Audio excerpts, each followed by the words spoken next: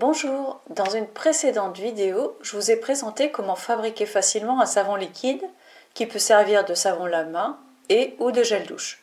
Vous trouvez la vidéo à ce sujet dans le i qui apparaît en haut à droite de l'image. Cette fois-ci, je retente l'expérience, mais avec un savon sans huile de palme.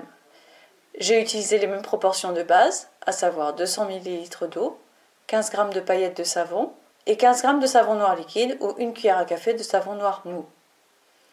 Quand on réalise cette recette avec un savon sans huile de palme, eh bien, on obtient ça. Le mélange est tout liquide et a une couleur peu engageante. J'ai mixé, ce qui m'a permis d'obtenir une émulsion, mais elle n'a tenu qu'une heure ou deux. Alors que lorsqu'on utilise des paillettes de savon qui contiennent de l'huile de palme, on obtient facilement un mélange un peu gélatineux qui donne un aspect proche des savons liquides ou des gels douche du commerce. Du coup, j'ai fait quelques tests pour essayer d'améliorer l'aspect de mon savon liquide sans huile de palme. J'ai cherché ce que j'avais à la maison, susceptible d'épaissir un peu la préparation.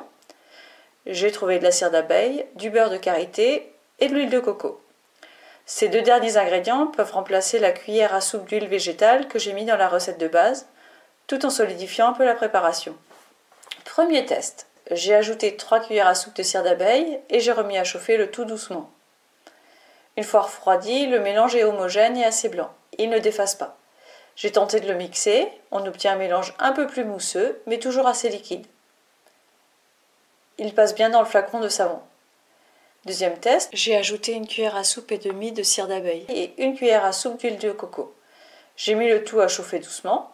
Le mélange se fige assez quand il refroidit.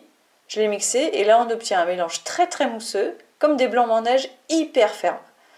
Cette texture passe aussi bien dans le flacon pour le savon liquide. Voilà où j'en suis de mes expérimentations.